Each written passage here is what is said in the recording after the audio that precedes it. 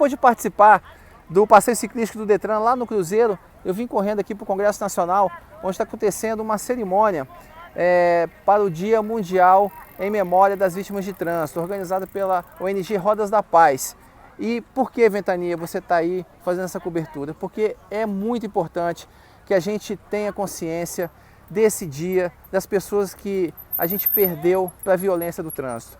E também para debater realmente a educação, debater possibilidades, falar sobre tolerância, empatia e novas leis para que os autores dos crimes de trânsito sejam punidos exemplarmente.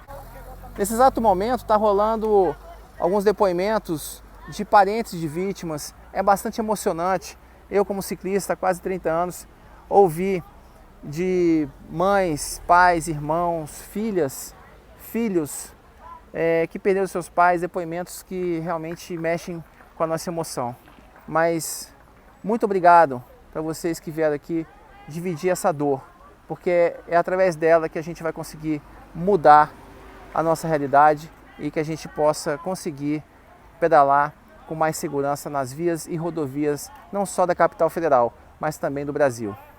A coordenadora da ONG Rodas da Paz, Renata Aragão, acabou de pedir para que todos os participantes fizessem então um abraço simbólico ao Congresso Nacional, para chamar a atenção das autoridades em relação à violência no trânsito e também pela necessidade de elaborarem leis mais eficientes e mais eficazes para punir motoristas que cometem crimes no trânsito das cidades brasileiras.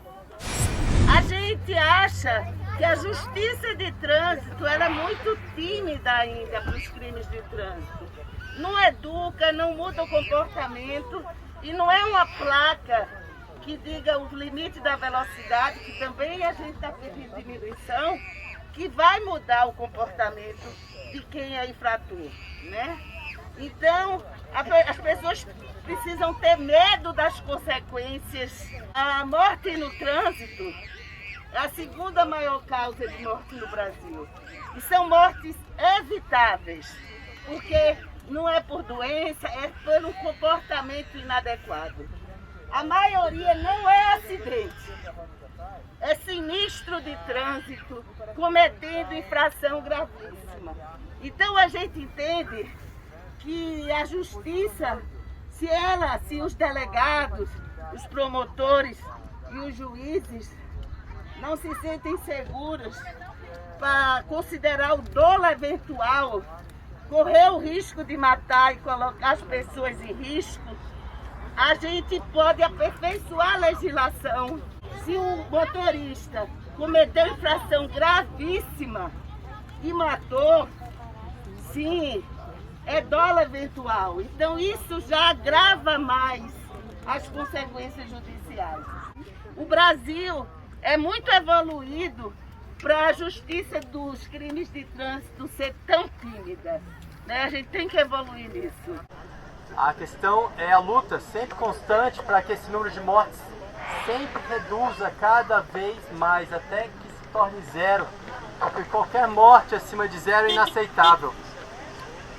E uma questão extremamente importante que eu acho que tem que ser ressaltada, que eu acho que provavelmente as vítimas, ou as famílias das vítimas ressaltaram aqui, que faz parte dessa educação que precisa ser feita, são absurdos que advogados e juízes falam para familiares de vítimas, né, ou para sobreviventes, ou para vítimas diretas, né, colocando a culpa nessas pessoas, às vezes dizendo que elas não deveriam estar na via, falando qualquer coisa, qualquer coisinha, é motivo você colocar a culpa no ciclista e tirar a culpa do verdadeiro culpado, que é o cara que estava dirigindo de maneira violenta, agressiva, rápida muitas vezes. Muitas vezes, no caso até que eu lembro assim, especificamente no caso da Nádia, ele estava a 90 km por hora numa via de 50. Né? Então há uma complacência enorme do judiciário, né, em deixar que esse tipo de argumento chegue numa corte, sabe, que não repreenda o advogado por falar um absurdo desse. Aproveitamos hoje, que é o Dia Mundial de Vítimas do Trânsito, e trouxemos o debate nessa data muito importante e muito emblemática, em que, lembrando do passado, nós temos que traçar projetos para o futuro. Graças a Deus e às nossas campanhas, nós conseguimos, na última década, reduzir em 60% o número de mortes no trânsito no Distrito Federal. E isso é muito positivo. Mas, como sempre falo, e não canso de me repetir, morte no trânsito, nós temos que buscar o número 0, ou seja, nenhuma morte no trânsito. E, com esse objetivo, evidentemente, a cada ano, a cada década, nós vamos reduzir mais ainda a quantidade de mortes no trânsito, em especial o ciclista. E o ciclista, nós sempre damos essa atenção especial, por quê? Porque o pedestre ele tem a sua via própria, que são as calçadas.